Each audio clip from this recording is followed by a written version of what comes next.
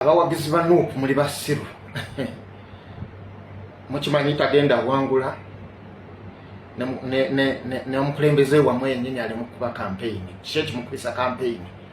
ng'ate mukimanyi tagenda wangula oba mugenda mu kwekalakaasa. Text ebadde nnungi naye mbadde saagala giddamu naye njagadde ntangaaze buli omu n'oyo atamanyi n'oyo alowooza nti yatutegeerera nsaba ozuukusa obwongo. Okyalimu okubuusabuusa nti Kyagulanyi agenda wangula akalulu ne mu 2021 yakawangula aguge mazima 2021 akalulu Museveni teyakawangula Kyagulanyi yakawangula era ffe tumuyita self-imposed president. Okuwangula kwa Museveni okusinziira ku byabakama range gye bagenda otambuliramu eri mu 51% oba 52% oba 53% yegenda okuwanguza Museveni akalulu okusinziira ku byabakama. Kyagulanyi ali mu range from 30% paka kwa 38% bakyakikubaganyako birowoozo. Ye range yegenda okuwanguza Kyagulanyi okugezaako okulaga nti competition ebadde ya kika kya waggulu oba ebadde stiff mu Lunyanyibe nga bwebakyogera. Tewali rapid complaint system nti tugenda kwekubira omulanga era okulangirira okwo kukyusibwe okwali abakama tekiriwo ekyo era tetugenda kukyusa bivudde mu kulangirira mu kaseera ako kizibu nnyo. Mu Africa njagala kino kikoleko survey ne research. Mu Africa yonna abazeeyo abo abalemedde ku kulembeze naddala nga opposition ali most likely oba ng'agenda kuwangula oba ng'awangudde percentage gye batambuliramu gyeyo kikoleko research 51, 52, 53 sinakindi okuyingirako mu 58 negezaako labe nga opposition yawangudde. Lwaki nkuwadde percentage range eyo kubanga tufunyeko amawulire ameekusifu okusinziira kubanga olwedde akalulu ku bo Museveni yakawangula era ne results baziina yensooka lwaki nkuwadde percentage range eyo mwe batambulira wakitegedde bulungi. Naye ekyengezaako okulaga nti tugezaako okukiroota tokifumiitiriza tokirowooza nako era tokimalirako budde nti okisabira nti byabakama agenda kulangirira Kyagulanyi tekiriyo aguge mazima kuba waliwo element satu ze mutamanyi. Tuyina Museveni tasobola kukkiriza kumuwangula, tuyina bamafia nga bakoleddwa Museveni yennyini nga bali mu gavumenti bennyini nga bebayekera Museveni abamuyambye okubeerako ku ntebe. Then tuyina bamafia abakolera abasajja bakyeruppe nga be batuuzizaako Museveni era nga bamukozesa okufuna ebyobugagga ebyomuttaka ne babitwala mu nsi zaabwe. Zo element satu eziremezaako Museveni naye ng'ekisinza okuba deadly be bamafia abakolera abazungu oba muyita aba Europeans bebakyasi kubanga beetaaga ebyobugagga and their countries cannot survive nga tetuliiwo. Kati ezo element satu zetulwanyisa si lutalo lwangu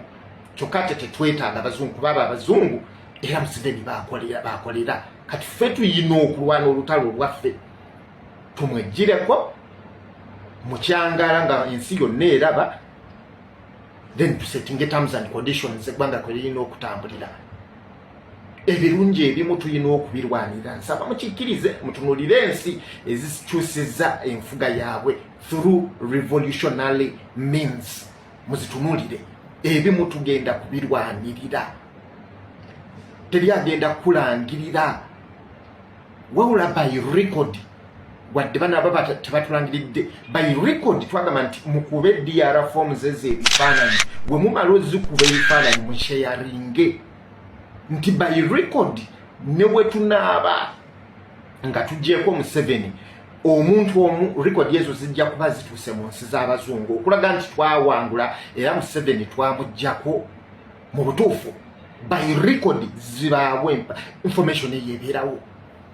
Tetugenda genda mu kooti era kooti si zaffe era nze nkakasa zaagoberera Museveni. Museveni yagamba amateeka gakolebwa okunyigiriza abo abali oppressed so tetulina maanyi galagira byabakama kulangirira bituufu tetugayina era tetugenda gafuna era tetugenda genda mu kooti nedda ffe tugenda kukozesa amaanyi gaffe through protest through this nga tuyita mu revolution eno tugenda kukozesa amaanyi gaffe kubanga gavumenti ebaya abantu tuteekeko Kyagulanyi ffe kyetwagala omuzungu tagenda kitukakako ye kyayagala ffe tugenda kuteekako waffe gwe tukola ki gwe twagala nti kati olwokuba Museveni agamba nti tujja kuba tubbye bubbi nga byayogera ebyo statement ebyo twagala gende mu kooti nga Kyagulanyi yatudde mu ntebe simanyi oba onakategeera bulungi tetugenda genda mu kooti wabula tugenda kuba ne evidence ffe ng'abantu ba bulijjo nga tugiterese nti Kyagulanyi wanaabeera mu ntebe Museveni n'agenda mu kooti that is if anaabaawo tujja kuba naffe n'obujulizi omulaga nti twateekako Kyagulanyi kubanga ekituufu yali awangudde kati tetugenda genda mu kooti twagala Museveni ku luno yaba agenda mu kooti ekibuuzo kye bambuuzizza lwaki Kyagulanyi kyenzirako lwaki Kyagulanyi kati akuba campaign ng'orredde mukimanyi nti yawanguddwa oba yabaka matagenda balangirira awo we tuli okutambula kwa Kyagulanyi mu campaign kuno tulina kye tunoonyaamu tukola kye tuyita massive awareness okuzuukusa abantu weewaawe yali serebu yali sita naye manya waliwo district nga tezimanyi wadde oluyimba kyalenga wadde akagoma nga tebalumanyi tompakanya ekyo kimu ye he's widely known naye waliwo abatamumanyi mu bya music ekyo kikiriza kyokka nga waliwo abagenda okumutegeera nti yoyo mwana atawanya Museveni yaliko omuyimbi naye nga mwe bali mu Uganda oba kitegedde bulungi kati tukola kye tuyita massive awareness bamumanye ng'omukulembeze agenda okutwala entebe ya Uganda mumuyingize mu mitima gyammwe mumwagale era mumwanirize mu kaseera akatuufu kubanga tekakyabuzaayo bbanga ddene ekinene nnyo tuli myezi 3 olabe ekyo kye twogerako kusaawa nga protests zitandike obwegugungo butandise nga bukoleddwa ffe bannannyini Uganda Bobi Kyagulanyi ligenda kuba jjinja lya muwendo era bajja kuba bamuwenja bugiso abantu abasatu benkugambye Museveni ng'omuntu bamafiya abakoleddwa Museveni nga mwemuli n'abantu be kirowoozeeko baani then bamafiya abasinga okwagala Museveni asigalewo oba ategeera oba tategeera ebyo mwawulidde ku Paul Biya ayina owa Cameroon ayina emyaka 99 naye azzeeko ayagala kuddako ku ntebe ne Museveni wati wali si ye yeeteekako nga ye kigambo nti olutalo luyina kuba lwaffe lwa bannayuganda nga tetubeesinze ku bazungu kiki kyoteekeddwa okumanya tukola massive awareness nga wolaba nti Museveni twamukweka ewaffe mu Luweero ebyo bibuuze Lutamaguzi yabimanyi so ng'ogenda okulonda kimanye nti teri kudda mabega teri kudda mu nnyumba omukulembeze addako Robert Kyagulanyi Ssentamu already amaze okuyingira mu maaso g'abantu ne mu bwongo bwabwe era amaze okumanyibwa nti yagenda okulembera eggwanga eppya senga oyingira ngoba senga Kyagulanyi ajjanga nga giwunyi naddukira mu kisenge kyo nkusaba musuulako ekikutiya ate tomusuulako okutiya etukula kubanga baba bamuleeta biroko nangaye suulako ekikutiya ekiriko kalimbwe yes suulako obaka busa musuuleko for the case of saving his life ebisigadde tuli mwegayirira ng'amaze atusonyiwe ng'amaze okutuula entebe mu ntebe tumwegayire nti taata tusonyiwe okusuulako enfuufu twalabanga obusajja bugenda kutta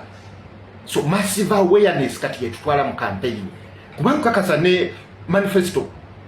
out of the 100% Ugandans kakasa 5% bwe bakasoma manifesto ya Kyagulanyi ekyo nkikakasa nawe wampuliriza tonnasoma manifesto gimalayo kitegeeza ffe twagala kukyusa bukulembeze naye nga tulonze omuntu ategeera bannayuganda ebya manifesto abantu bajja bitegeera luvannyuma kansubire nti oyina kyojjeemu gwe yambuuzizza lwaki Kyagulanyi akuba campaign ng'ate mugenda mukwekalakaasa nze nkutadde